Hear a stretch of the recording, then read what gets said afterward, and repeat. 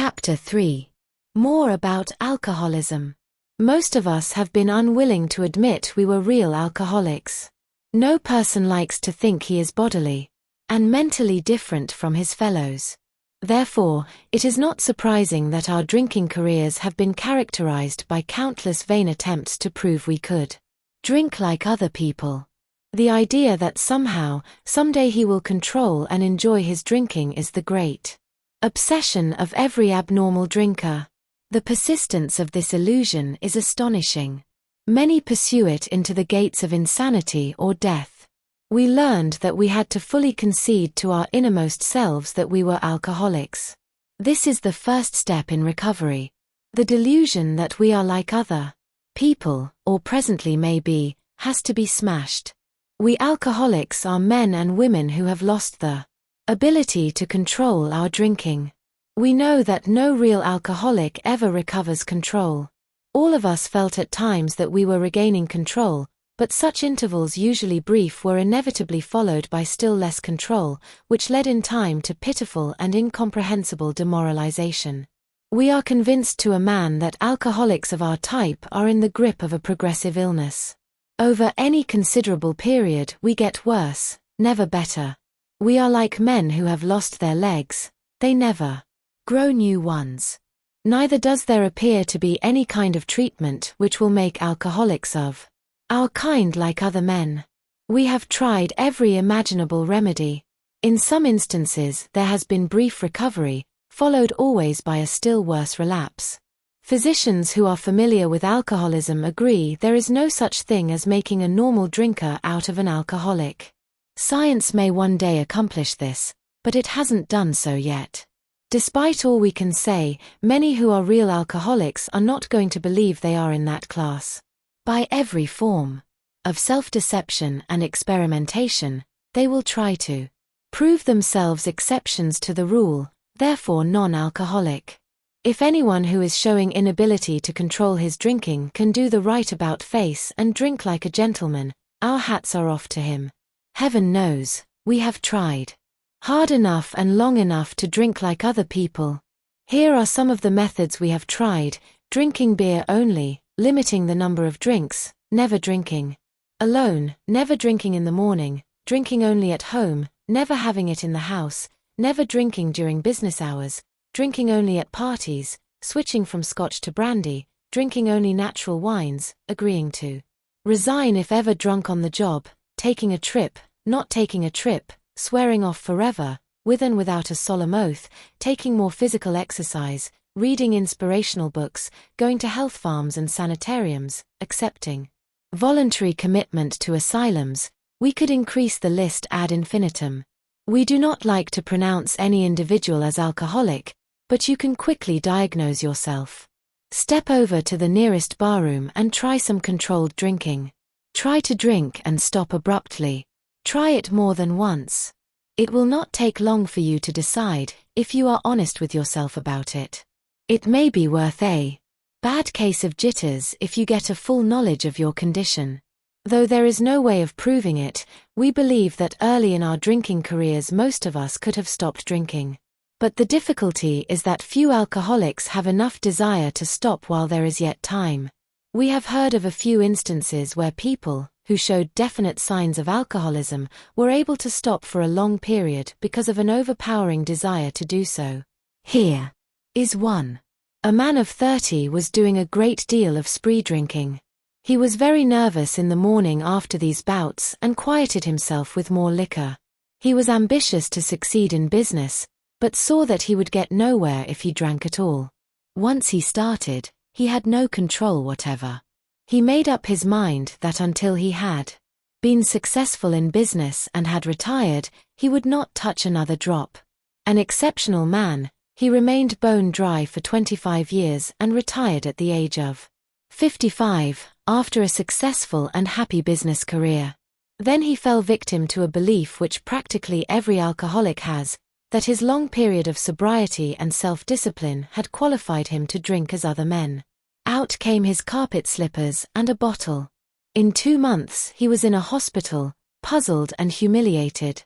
He tried to regulate his drinking for a while, making several trips to the hospital meantime. Then, gathering all his forces, he attempted to stop altogether and found he could not. Every means of solving his problem which money could buy was at his disposal. Every attempt failed. Though a robust man at retirement, he went to pieces quickly and was dead within 4 years. This case contains a powerful lesson. Most of us have believed that if we remained sober for a long stretch, we could thereafter drink normally. But here is a man who at 55 years found he was just where he had left off at 30. We have seen the truth demonstrated again and again: once an alcoholic, always an alcoholic. Commencing to drink after a period of sobriety, we are in a short time as bad as ever. If we are planning to stop drinking, there must be no reservation of any kind, nor any lurking notion that someday we will be immune to alcohol. Young people may be encouraged by this man's experience to think that they can stop, as he did, on their own willpower. We doubt if many of them can do it, because none will really want to stop, and hardly one of them, because of the peculiar mental twist already acquired, will find he can win out. Several of our crowd, men of 30 or less, had been drinking only a few years, but they found themselves as helpless as those who had been drinking 20 years. To be gravely affected, one does not necessarily have to drink a long time nor take the quantities some of us have. This is particularly true of women. Potential female alcoholics often turn into the real thing and are gone beyond recall in a few years. Certain drinkers, who would be greatly insulted if called alcoholics, are astonished at their inability to stop. We, who are familiar with the symptoms, see large numbers of potential alcoholics among young people everywhere. But try and get them to see it. As we look back, we feel we had gone on drinking many years beyond the point where we could quit on our willpower. If anyone questions whether he has entered this dangerous area, let him try leaving liquor alone for 1 year. If he is a real alcoholic and very far advanced, there is scant chance of success. In the early days of our drinking, we occasionally remained sober for a year or more, becoming serious drinkers again later. Though you may be able to stop for a considerable period, you may yet be a potential alcoholic. We think few, to whom this book will appeal, can stay dry anything like a year. Some will be drunk the day after making their resolutions, most of them within a few weeks. For those who are unable to drink moderately, the question is how to stop altogether. We are assuming, of course, that the reader desires to stop. Whether such a person can quit upon a non-spiritual basis depends upon the extent to which he has already lost the power to choose whether he will drink or not. Many of us felt that we had plenty of character. There was a tremendous urge to cease forever. Yet we found it impossible. This is the baffling feature of alcoholism, as we know. This utter inability to leave it alone, no matter how great the necessity or the wish. How then shall we help our readers determine, to their own satisfaction, whether they are one of us? The experiment of quitting for a period of time will be helpful, but we think we can render an even greater service to alcoholic sufferers and perhaps to the medical fraternity. So we shall describe some of the mental states that precede a relapse into drinking, for obviously this is the crux of the problem. What sort of thinking dominates an alcoholic who repeats time after time the desperate experiment of the first drink?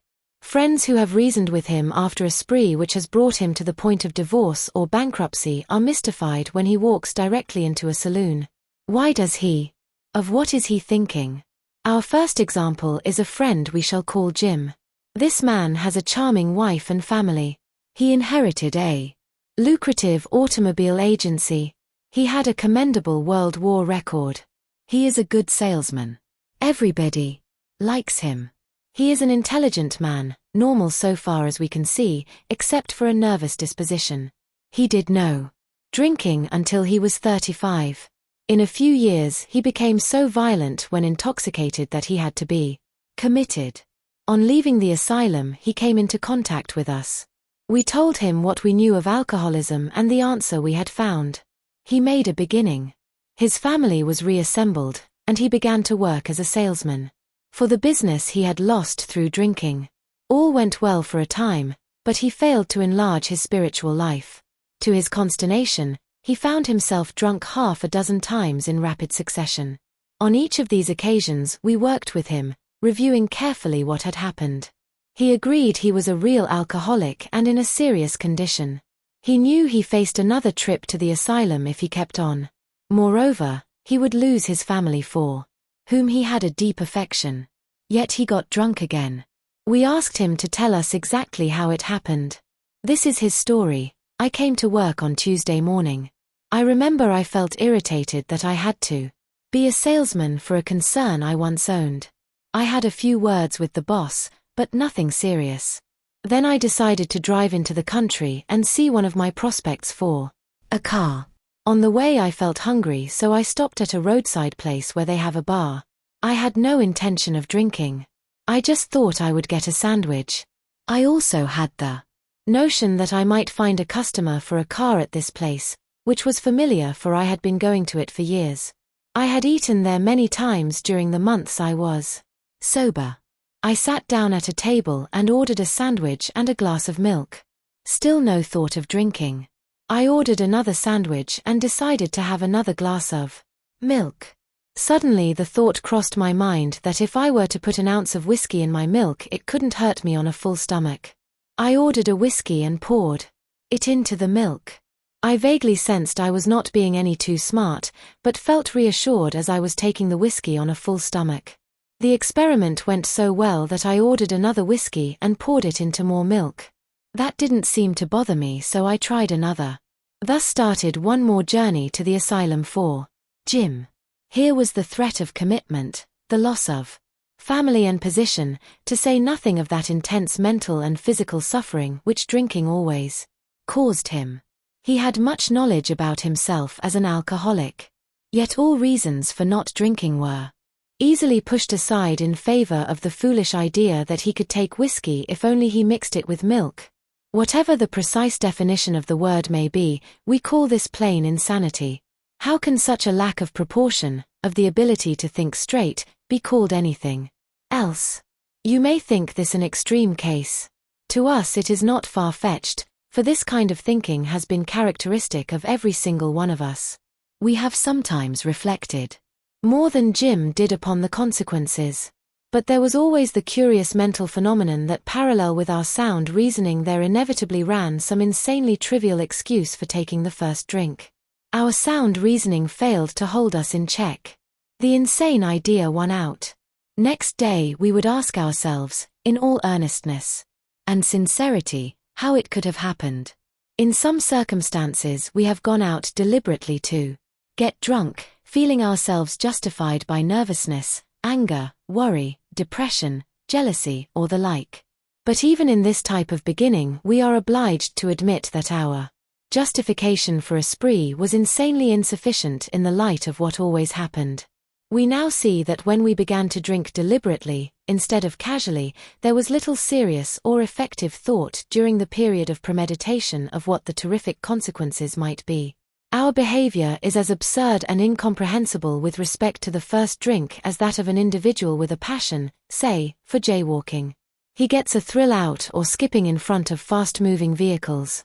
He enjoys himself for a few years in spite of friendly warnings. Up to this point you would label him as a foolish chap having queer ideas of fun. Luck then deserts him, and he is slightly injured several times in succession. You would expect him, if he were normal, to cut it out. Presently he is hit again and this time has a fractured skull. Within a week after leaving the hospital a fast-moving trolley car breaks his arm. He tells you he has decided to stop jaywalking for good, but in a few weeks he breaks both legs. On through the years this conduct continues, accompanied by his continual promises to be careful or to keep off the streets altogether. Finally, he can no longer work. His wife gets a divorce and he is held up to ridicule. He tries every known means to get the jaywalking idea out of his head. He shuts himself up in an asylum, hoping to mend his ways. But the day he comes out he races in front of a fire engine, which breaks his back. Such a man would be crazy, wouldn't he?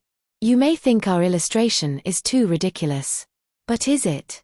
We, who have been through the ringer, have to admit if we substituted alcoholism for jaywalking, The illustration would fit us exactly. However intelligent we may have been in other respects, where alcohol has been involved, we have been strangely insane. It's strong language, but isn't it true? Some of you are thinking, yes, what you tell us is true, but it doesn't fully apply. We admit we have some of these symptoms, but we have not gone to the extremes you fellows did, nor are we likely to, for we understand ourselves so well after what you have told us that such things cannot happen again. We have not lost everything in life through drinking, and we certainly do not intend to. Thanks for the information.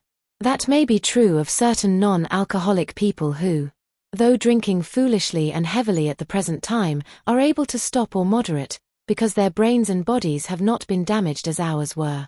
But the actual or potential alcoholic, with hardly an exception, will be absolutely unable to stop drinking on the basis of self-knowledge.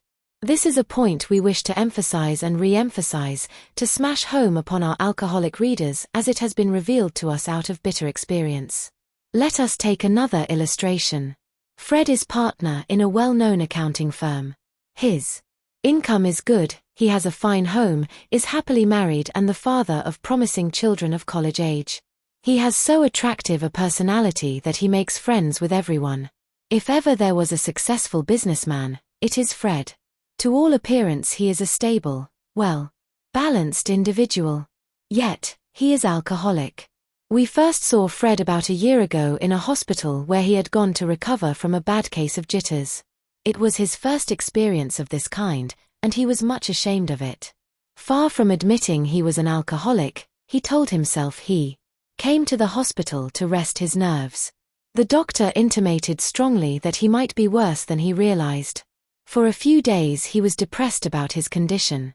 He made up his mind to quit drinking altogether. It never occurred to him that perhaps he could not do so, in spite of his character and standing. Fred would not believe himself an alcoholic, much less accept a spiritual remedy for his problem. We told him what we knew about alcoholism.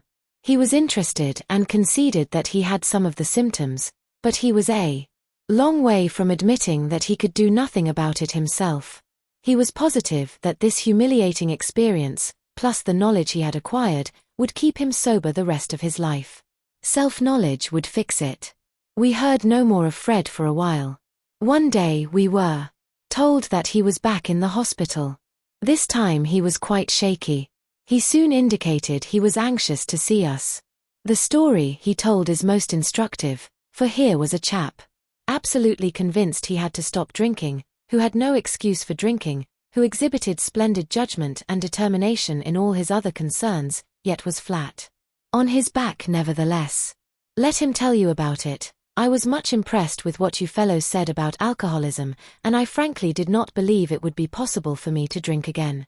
I rather appreciated your ideas about the subtle insanity which precedes the first drink, but I was confident it could not happen to me after what I had learned. I reasoned I was not so far advanced as most of you fellows, that I had been usually successful in licking my other personal problems, and that I would therefore be successful where you men failed. I felt I had every right to be self-confident, that it would be only a matter of exercising my willpower and keeping on guard. In this frame of mind, I went about my business and for a time all was well. I had no trouble refusing drinks, and began to wonder if I had not been making too hard work of a simple matter. One day I went to Washington to present some accounting evidence to a government bureau.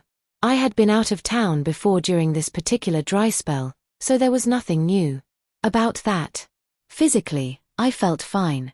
Neither did I have any pressing problems or worries. My business came off well. I was pleased and knew my partners would be too. It was the end of a perfect day, not a cloud on the horizon. I went to my hotel and leisurely dressed for dinner. As I crossed the threshold of the dining room, the thought came to mind that it would be nice to have a couple of cocktails with dinner. That was all. Nothing more. I ordered a cocktail and my meal. Then I ordered another cocktail. After dinner I decided to take a walk. When I returned to the hotel, it struck me a highball would be fine before going to bed, so I stepped into the bar and had one. I remember having several more that night and plenty next morning. I have a shadowy recollection of being in an airplane bound for New York and of finding a friendly taxicab driver at the landing field instead of my wife. The driver escorted me about for several days. I know little of where I went or what I said and did. Then came the hospital with unbearable mental and physical suffering. As soon as I regained my ability to think, I went carefully over that evening in Washington. Not only had I been off guard, I had made no fight whatever against the first drink. This time I had not thought of the consequences at all. I had commenced to drink as carelessly as though the cocktails were ginger ale. I now remembered what my alcoholic friends had told me, how they prophesied that if I had an alcoholic mind, the time and place would come I would drink again. They had said that though I did raise a defense, it would one day give way before some trivial reason for having a drink. Well, just that did happen and more, for what I had learned of alcoholism did not occur to me at all. I knew from that moment that I had an alcoholic mind.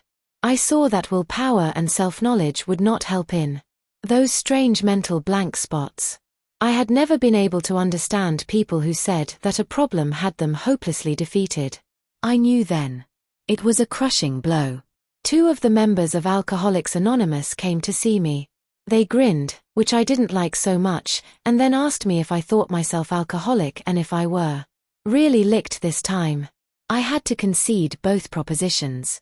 They piled on me heaps of evidence to the effect that an alcoholic mentality, such as I had exhibited in Washington, was a hopeless condition. They cited cases out of their own experience by the dozen. This process snuffed out the last flicker of conviction that I could do the job myself.